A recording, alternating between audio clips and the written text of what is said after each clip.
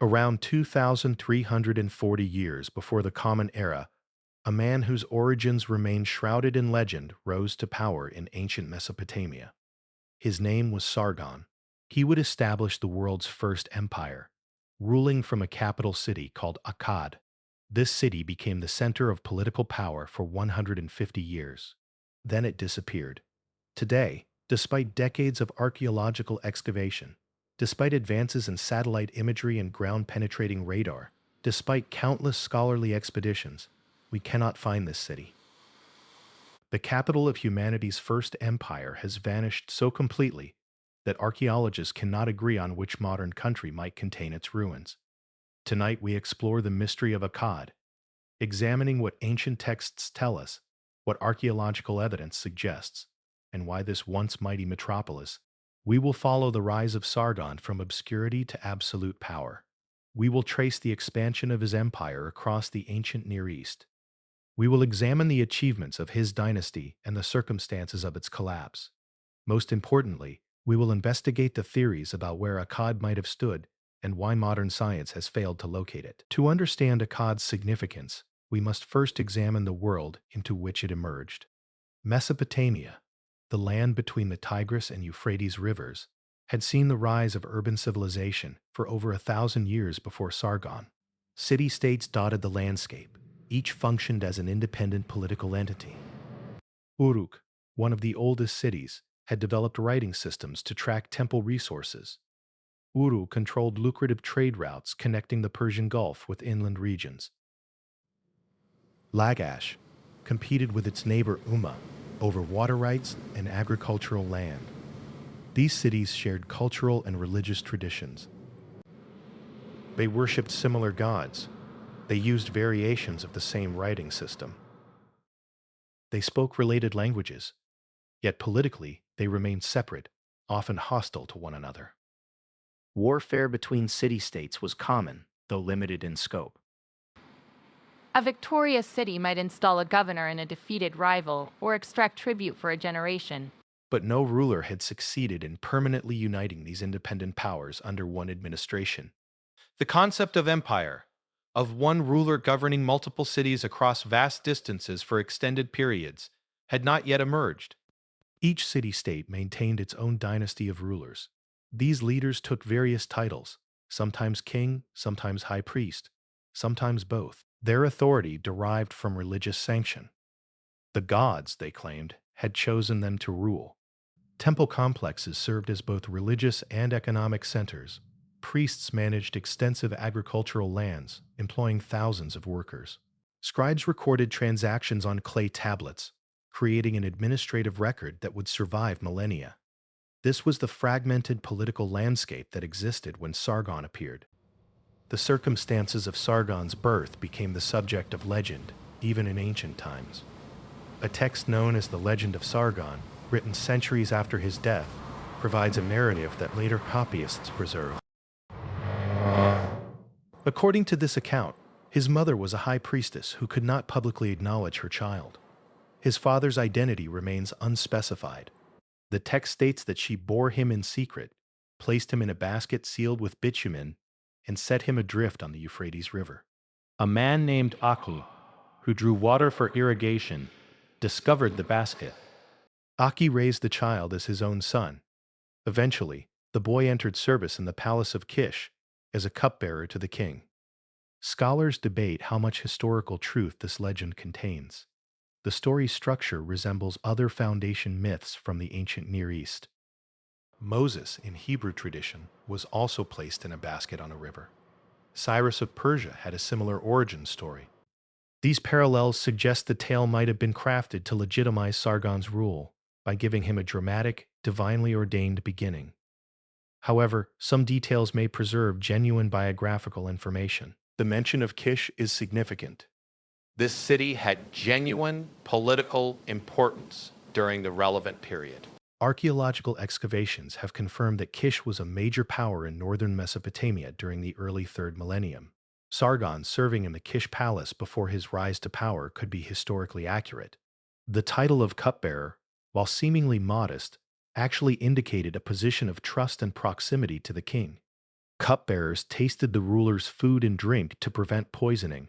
They had intimate access to royal decision-making. Ancient Near Eastern history includes several examples of cupbearers who leveraged their position to seize power. What happened next in Sargon's story involves the overthrow of his master, though the exact circumstances remain unclear. Sumerian King List, a chronological compilation of rulers, states that Sargon was originally cupbearer to Ur-Zababa, king of Kish. Some fragmentary texts suggest conflict between these two men. Whether Sargon led a military coup, took advantage of political instability, or succeeded through some other means, the result was clear. He emerged as the new power in northern Mesopotamia. After consolidating control over Kish, Sargon made a decision that would shape history. Rather than ruling from the established capital, he founded a new city. He named the city Akkad, or Agade, in its original Akkadian pronunciation. The exact reasons for this choice remain subject to scholarly debate. Establishing a new capital offered several advantages. It avoided existing power structures and traditional noble families who might resist the new ruler. A purpose-built city could be designed with the ruler's needs in mind. Administrative buildings could be positioned optimally. Defensive structures could be planned from the beginning. Most importantly, a new capital symbolized a break with the past. Sargon was not merely another king in the long succession of Mesopotamian rulers. He was establishing something different, something unprecedented. The name Akkad itself requires explanation. It became the name not just of the city, but of the entire region of northern Mesopotamia. The Akkadian language, which Sargon's administration promoted, was a Semitic tongue distinct from Sumerian. Sumerian, the language of the southern cities, was not related to any known language family. Akkadian belonged to the same family as Hebrew and Arabic. For generations, both languages had coexisted in Mesopotamia. Sumerian dominated temple rituals and high culture. Akkadian was spoken widely, but had less prestige. Sargon's rise changed this dynamic. His administration conducted business in Akkadian. Royal inscriptions were carved in Akkadian. While Sumerian continued to be used, especially in religious contexts, Akkadian became the language of power. The location Sargon chose for his capital would prove crucial to its later disappearance. Ancient sources provide frustratingly vague geographic information. We know Akkad stood somewhere in the northern part of southern Mesopotamia, in the region between modern Baghdad and Samarra. We know it had access to the Tigris River. We know it lay at a strategic crossroads where trade routes converged. But we do not know precisely where. With his new capital established, Sargon embarked on military campaigns that would transform the political landscape of the ancient Near East. His targets were the wealthy city-states of southern Mesopotamia, collectively known as Sumer. The first major conflict pitted Sargon against Lugal-Zaggisi, who had recently unified several southern cities under his control. Lugal-Zaggisi ruled from Uruk and claimed dominion over an extensive territory. Ancient inscriptions suggest this ruler had ambitions toward empire himself. The confrontation between these two ambitious leaders was decisive. Details of the battle are scarce, but the outcome is clear. Sargon's forces defeated Lugal-Zaggisi's army. The southern ruler was captured, placed in a wooden neck stock, and displayed at the gate of Enlil's temple in Nippur. This humiliation served multiple purposes. It demonstrated Sargon's military superiority. It showed that even powerful kings could be reduced to prisoners. Most importantly, it legitimized the new order by presenting the captive to the chief god at Sumer's most important religious center. Following this victory, Sargon systematically conquered the major cities of southern Mesopotamia. Ur, with its connection to the Persian Gulf trade, fell under Akkadian control. Umma, Lagash, and numerous smaller settlements submitted to the conqueror. Sargon's method was not to destroy these cities, but to incorporate them into his emerging administrative system. He installed governors loyal to Akkad. These officials, often called sons of Akkad in the texts, maintained order and collected tribute. The local ruling dynasties were displaced, but the cities themselves continued to function. Temples remained active. Trade networks persisted. Agricultural production continued. What changed was the ultimate political authority.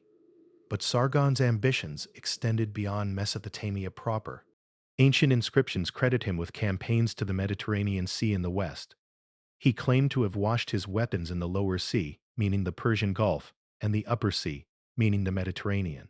Whether Sargon personally led expeditions to both coasts, or whether his inscriptions exaggerated the extent of his reach, remains debated. However, evidence confirms that Akkadian influence did extend into Syria and parts of Anatolia. Sargon's achievement was not merely military conquest. The true innovation lay in creating administrative structures that could govern an empire. Previous Mesopotamian rulers had extracted tribute from defeated enemies but rarely attempted permanent control. Sargon developed a system that would influence Near Eastern governance for centuries. Central to this system was the standardization of weights, measures, and administrative practices. Tablets from the Akkadian period show remarkable consistency across vast distances. A unit of grain measured in Akkad meant the same amount in This standardization facilitated tax collection and trade. It made the empire function as an economic unit rather than a collection of separate cities. The Akkadian government employed a large bureaucracy. Scribes recorded everything from livestock counts to military rations. These records were stored in archives attached to palaces and temples.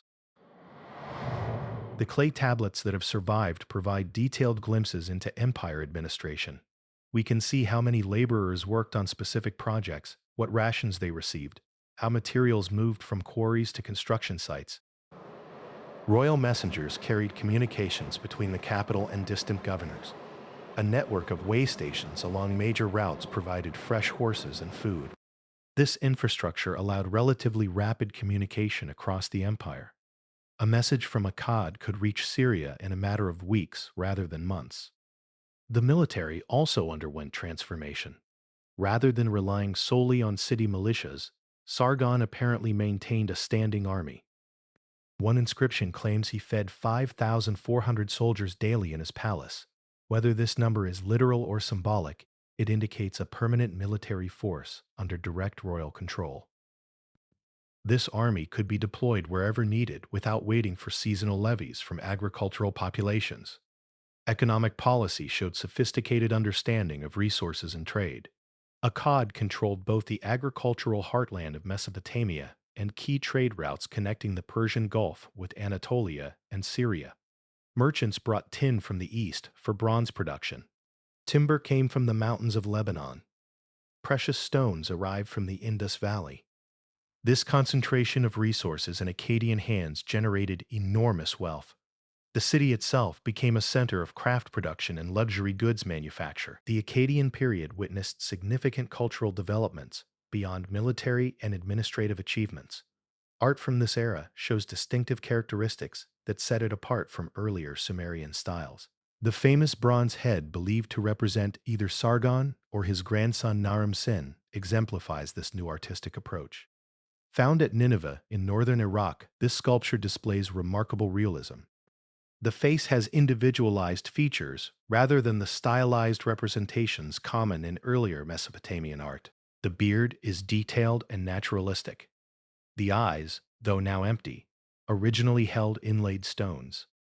Some scholars suggest the head's realistic quality indicates it was a portrait of a specific individual rather than a generic royal image. This would represent a significant development in how rulers were depicted. The sculpture was intentionally damaged in antiquity. The ears were mutilated and the eyes removed. This destruction was not random vandalism, but appears to have been a symbolic act, perhaps by enemies who sought to deface images of Akkadian power. Victory monuments from the period reveal sophisticated narrative composition. These stone steles depicted military campaigns and divine sanction for conquest. The most famous, the Victory Stele of Naram-Sin, was created during the reign of Sargon's grandson.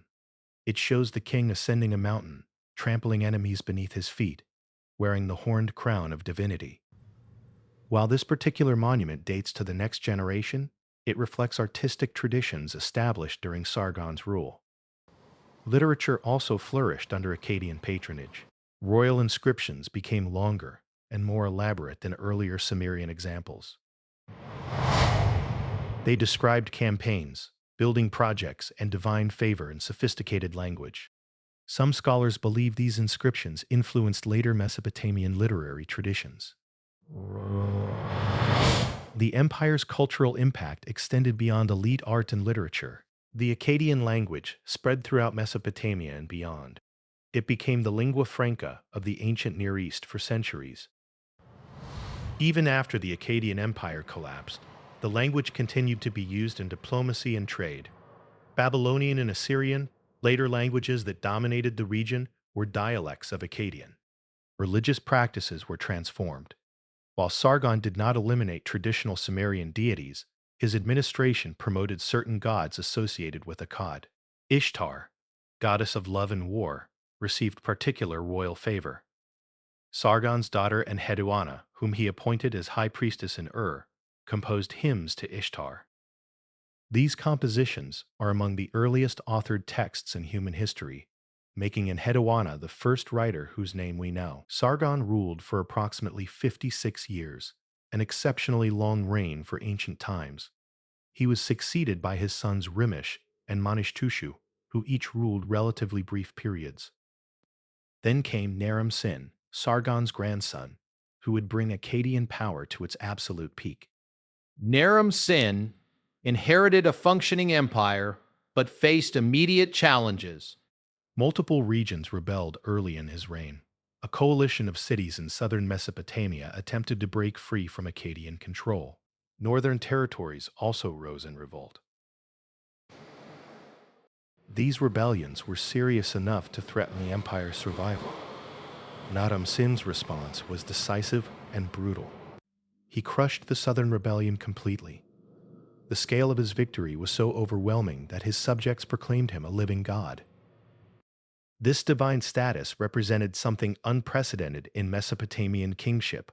Previous rulers had claimed to be chosen by the gods or to act as the gods' representatives. Naram-Sin went further, declaring himself to be a god while still alive. He adopted the divine determinative in his name, a cuneiform sign previously reserved for deities. His inscriptions referred to Naram-Sin, the god, without qualification. He wore the horned crown that symbolized divinity in Mesopotamian iconography. Temples were dedicated to his worship. This deification had both religious and political dimensions. It elevated the king above all other humans, making rebellion not merely treason, but sacrilege. It justified absolute power in theological terms. However, it also set a dangerous precedent that later Mesopotamian tradition would view with deep suspicion. Under Naram-Sin's rule, the empire reached its greatest territorial extent. His campaigns pushed into the Zagros Mountains to the east. He conducted expeditions into Syria and southeastern Anatolia. Inscriptions claim victories in regions as distant as the cedar forests of the Amanus Mountains. Archaeological evidence confirms Akkadian presence across this vast area. Tablets bearing royal seals have been found from the Persian Gulf to Syria. Administrative documents show the empire's reach, yet the very success of expansion may have contained seeds of future problems. Controlling such extensive territory required substantial military forces dispersed across many regions. Communication between the capital and distant provinces took weeks. Local governors wielded considerable power simply through geographic necessity. Any weakening of central authority could allow these regions to break away. Despite Naram-Sin's military successes, evidence suggests the empire faced growing challenges. Climate data indicates the region experienced environmental stress during this period. Analysis of ancient pollen samples and sediment cores from archaeological sites reveals decreased rainfall. Tree ring studies from juniper trees in Anatolia show narrower rings during the late 3rd millennium, indicating water stress. This drought was not a single bad year, but a prolonged climatic shift.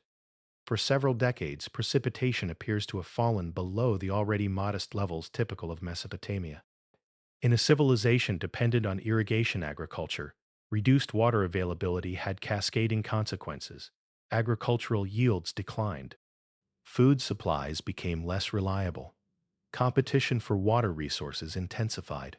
Areas that had been marginally productive became unable to support farming populations. The economic impact rippled through the empire. Reduced agricultural production meant lower tax revenues.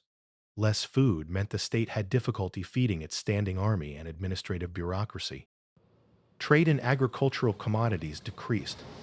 Cities that depended on grain imports faced shortages. Archaeological evidence shows changes in settlement patterns during this period. Some smaller rural sites were abandoned.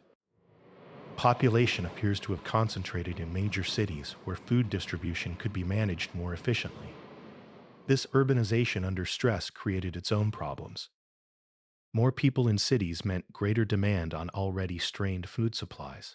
Simultaneously, the empire's military commitments remained extensive. Garrisoning conquered territories required maintaining forces far from the capital. Campaigns to suppress rebellions or expand territory continued to drain resources. The classic imperial problem emerged, where the cost of defending and administering conquered regions exceeded the economic benefit they provided.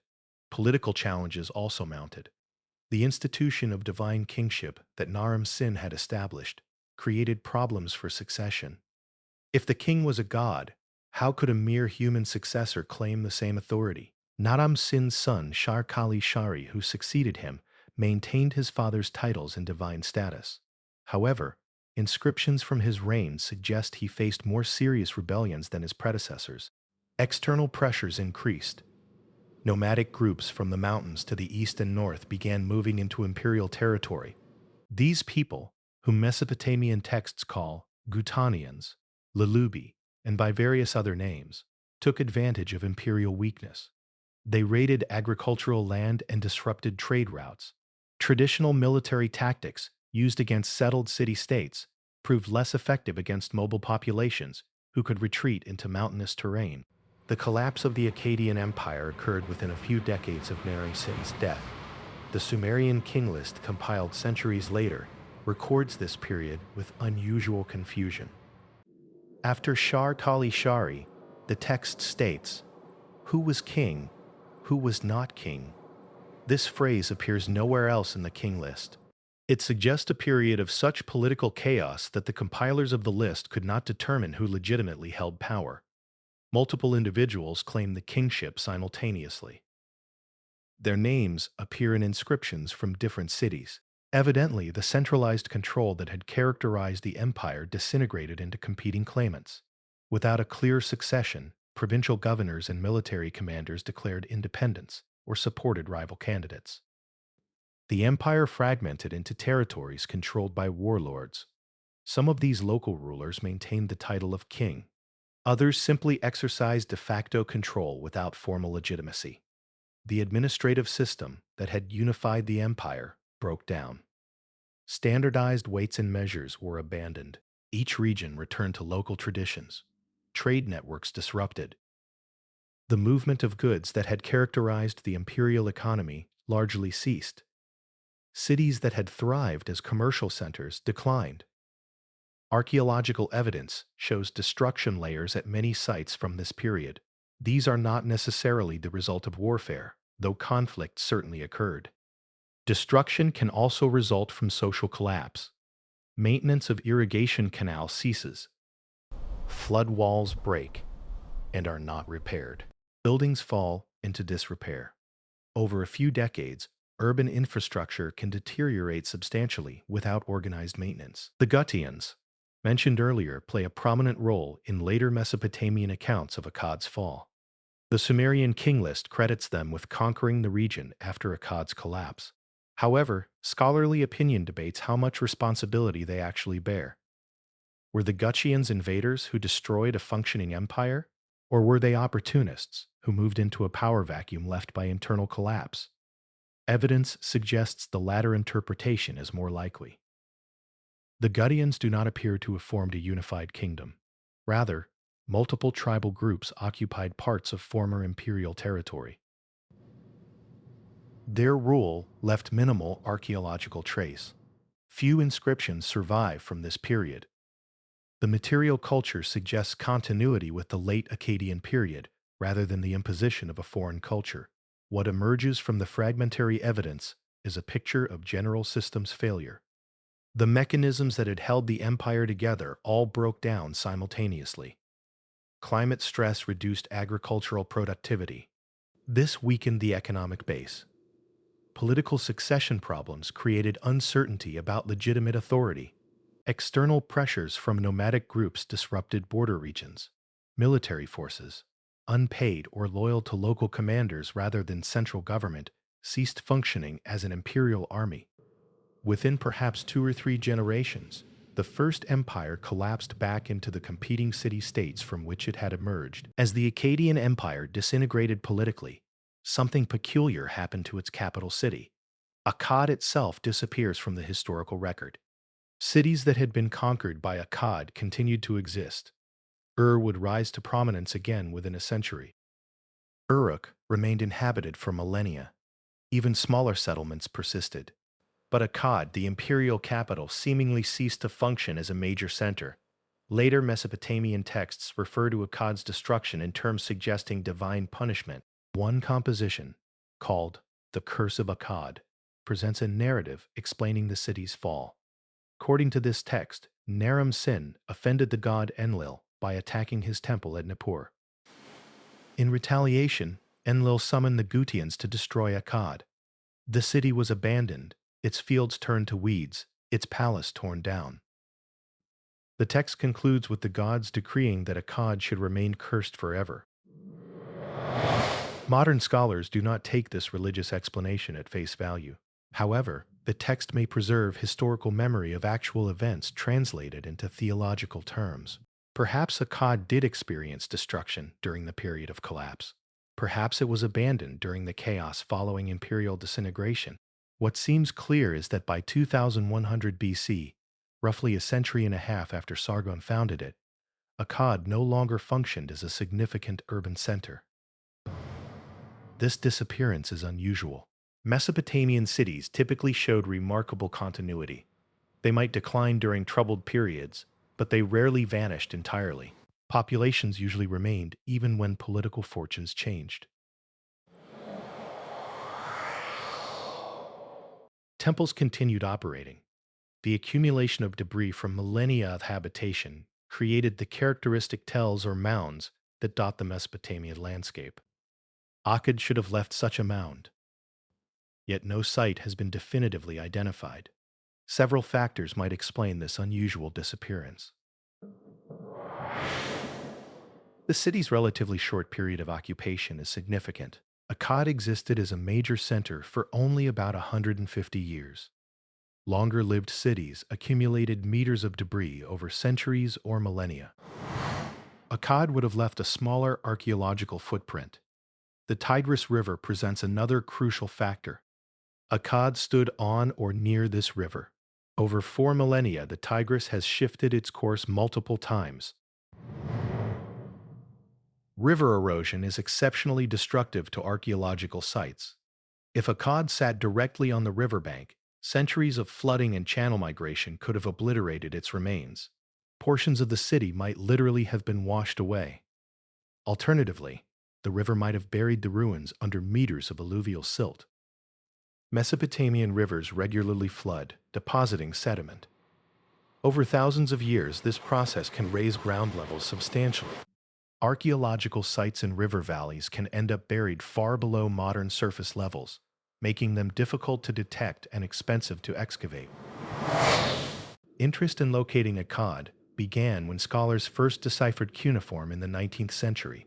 As they read ancient inscriptions and realized the historical importance of Sargon's capital, the question of its location became pressing. Early archaeologists assumed Akkad would be relatively easy to find. Its prominence in ancient texts suggested substantial ruins must exist. The first systematic searches focused on major tell sites in central Iraq. Any large mound in the general region described by ancient sources became a candidate. Tel al-Walaya was proposed. Tel Ibrahim was suggested. Several sites near Baghdad received attention. Excavators hoped that inscriptions uncovered during digging would identify the city. However, none of these early identifications proved correct. The tells contained ruins of other cities, or smaller settlements, or agricultural villages, but not Akkad. Some scholars even suggested that Akkad might simply be another name for Babylon. Both cities stood in northern Mesopotamia. Both had imperial associations.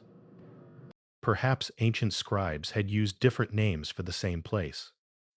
This theory was eventually rejected. Tablets clearly distinguish between Akkad and Babylon. They appear as separate entities in king lists and economic documents. The two cities had different patron deities and distinct histories. By the early 20th century, the search had become more sophisticated. Archaeologists used ancient itineraries, documents that described travel routes and distances between cities, to calculate where Akkad might have stood. These texts mentioned Akkad in relation to other known sites. By plotting the distances and directions given, researchers hoped to triangulate the capital's location. One itinerary places Akkad along a route connecting Sippar on the Euphrates with cities to the east. This suggests a location in the area where the two rivers come closest together. Another text describes journeys that seem to put Akkad north of Kish but south of Samarra. These clues narrowed the search area to a region roughly 100 kilometers long and 50 kilometers wide. Still enormous for archaeological purposes, but more manageable than searching all of Mesopotamia. The problem was that this area contained hundreds of tells. Many had never been excavated. Some were buried under modern towns or agricultural fields. A few stood in remote areas difficult to access. Testing every mound would require decades and enormous resources. Aerial photography, which became available to archaeologists in the early 20th century, offered new possibilities. Photographs taken from aircraft could reveal ancient features invisible from ground level. Crop marks, slight variations in vegetation growth caused by buried structures, might indicate archaeological sites. Soil color changes visible from above could outline ancient buildings or canals. Several expeditions used aerial surveys to identify promising sites for excavation. However, none of these investigations produced the hoped-for identification of Akkad. Late 20th and early 21st century technology brought new tools to the search for Akkad. Satellite imagery allowed examination of vast areas at relatively low cost. Early satellite systems produced black and white photographs with limited resolution. Later generations achieved color images sharp enough to distinguish individual buildings. Some satellites carried sensors beyond visible light.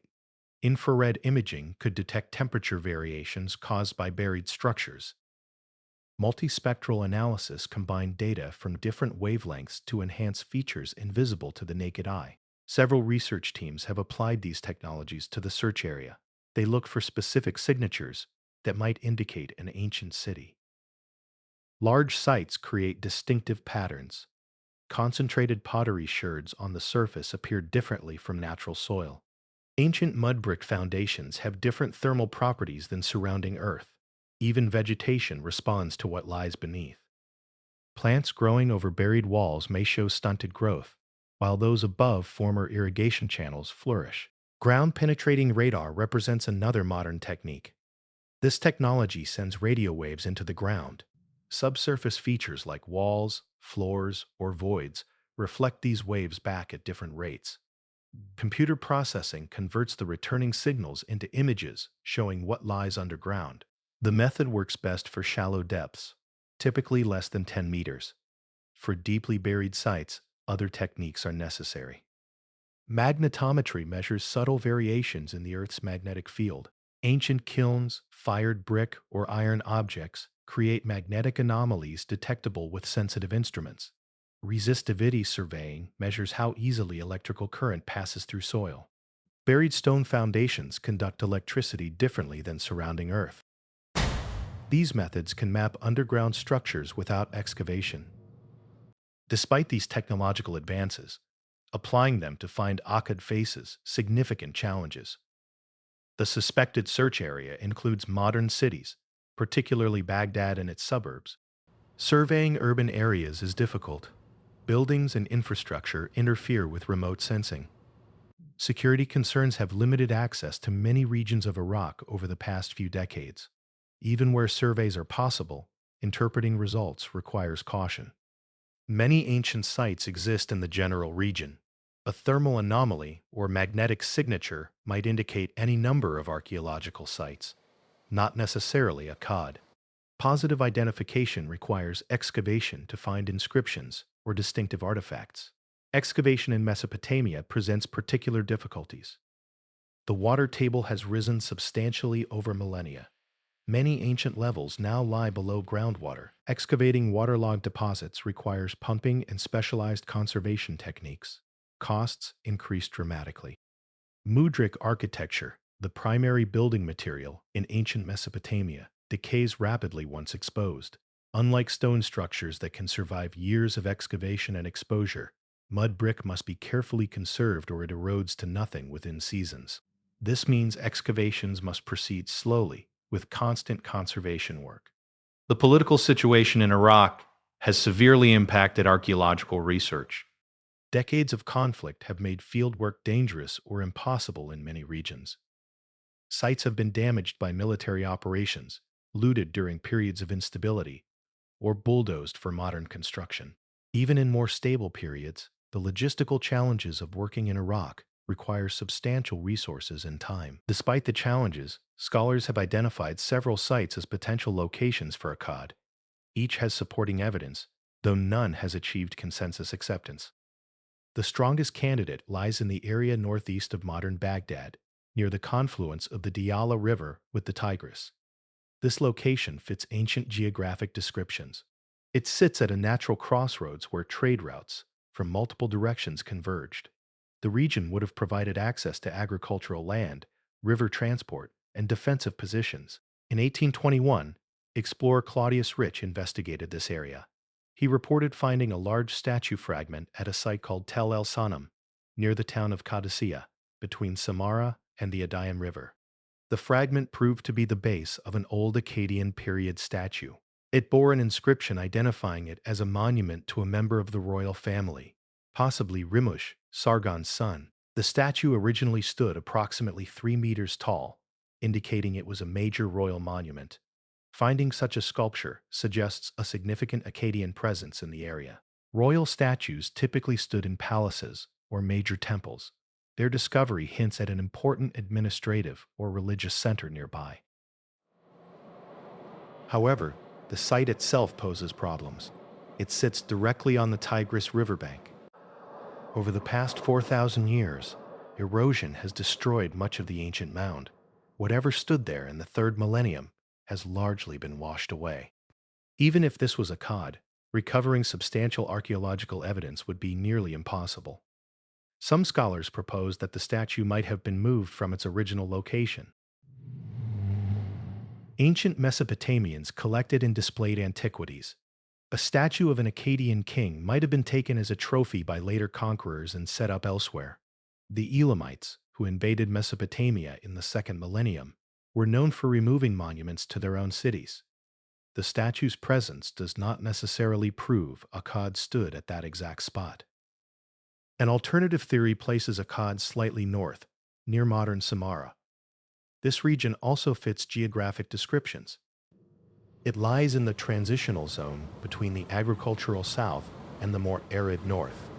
Historical texts suggest Akkad occupied such a position. Additionally, this area has not been as thoroughly investigated as regions closer to Baghdad. Unexplored tells might contain the ruins scholars seek.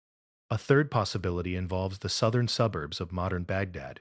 This densely populated area has seen limited archaeological investigation because excavation in urban settings is prohibitively expensive and logistically complex. Ancient Akkad might lie beneath modern neighborhoods, its ruins protected from erosion but inaccessible to archaeologists. Some researchers have suggested that Akkad's remains might not form a single concentrated mound. The city could have been more dispersed than typical Mesopotamian settlements.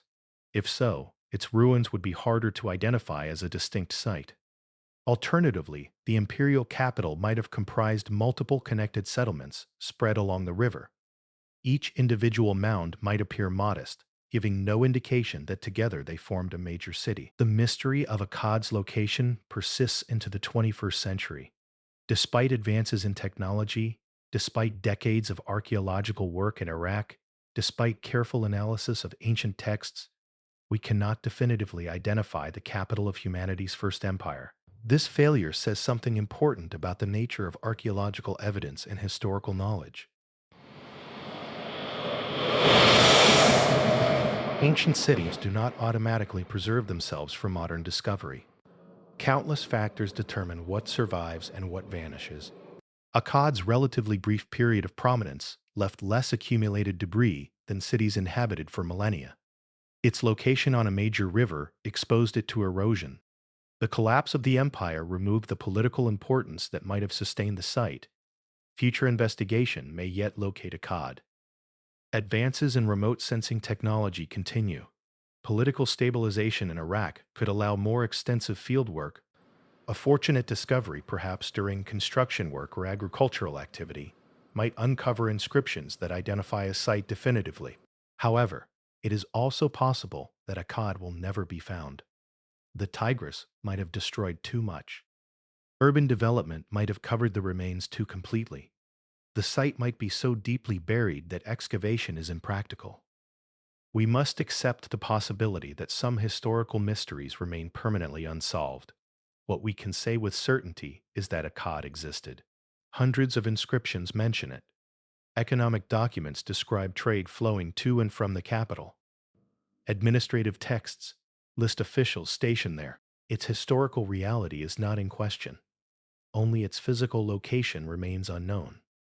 The broader story of the Akkadian Empire demonstrates the fragility of even powerful political systems. Sargon created something unprecedented, an administrative structure that unified diverse peoples across vast distances. His dynasty ruled for 150 years, long enough that multiple generations knew no other political system. Yet when the empire fell, it fell catastrophically. Within decades, the structures that had seemed permanent dissolved. The capital that had dominated the ancient Near East vanished so completely that we cannot find it 4,000 years later. This reminds us that political dominance, economic prosperity, and cultural achievement do not guarantee permanence. Civilizations rise and fall. Cities are built and abandoned. Empires expand and fragment. What seems unshakable to one generation may be ruins to the next. Akkad serves as a potent symbol of this impermanence. Somewhere beneath the soil of Iraq, or perhaps washed away by the Tigris, or buried under Baghdad's streets, lie the remains of Sargon's capital. Future archaeologists may locate them, or the ruins may remain hidden forever. Either way, the lost city of Akkad reminds us that even the mightiest accomplishments of human civilization can vanish, leaving only questions for those who come after.